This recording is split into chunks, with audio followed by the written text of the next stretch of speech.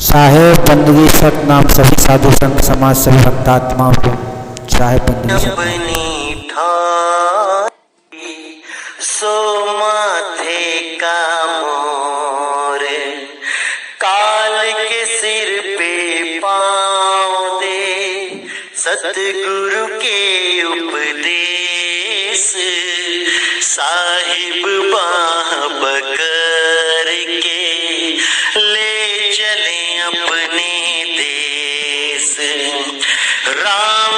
तो अब जो आखिरी 10वां अवतार जो बताया जाता है कल्कि अवतार, उसके बारे में हम अच्छी तरह समझेंगे, क्योंकि कबीर सागर में भी उस अवतार के बारे में जिक्र है जिसे निःकलंक अवतार कहा गया है। निःकलंक अवतार का मतलब क्या है? जिसमें कोई कलंक ना हो, जिसमें कोई त्रुटि ना हो, जिसमें कोई भी कमी ना हो।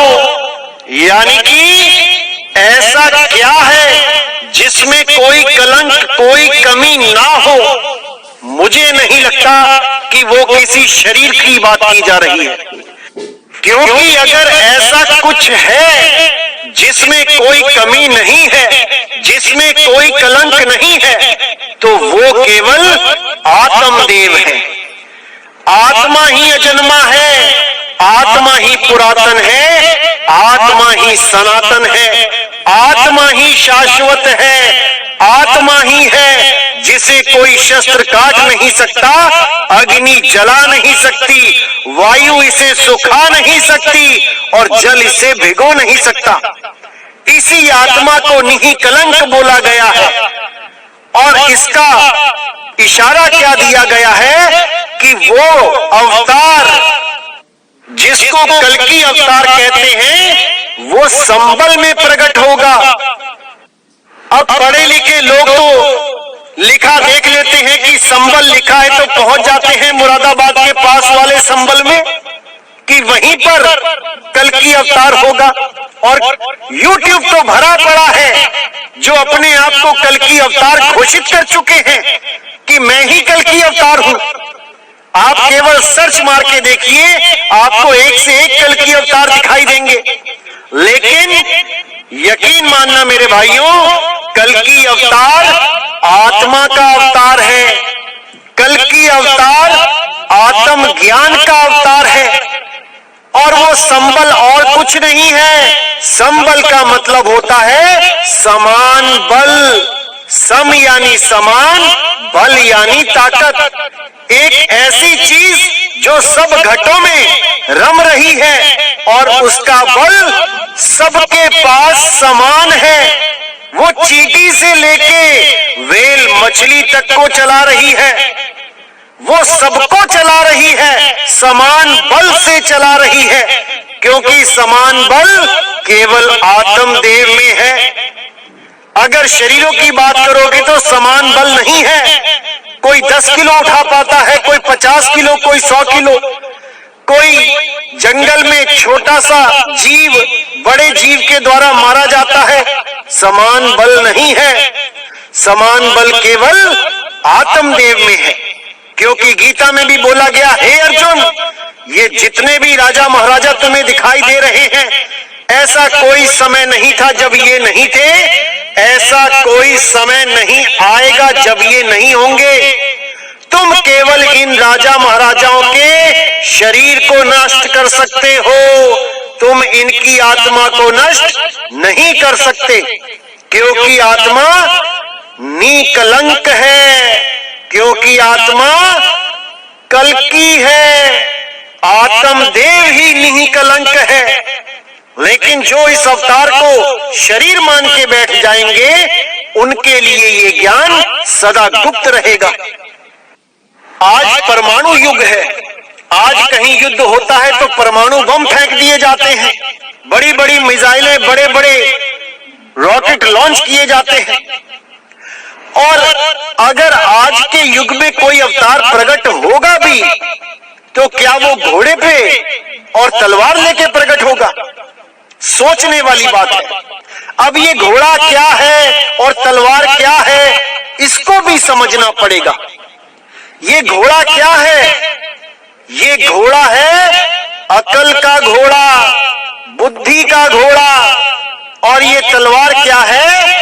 ये तलवार है विवेक की तलवार, जिसको मैं बार बार कहता हूं कि विवेक की तलवारें तिखी कर लो, इस पे धार लगा लो।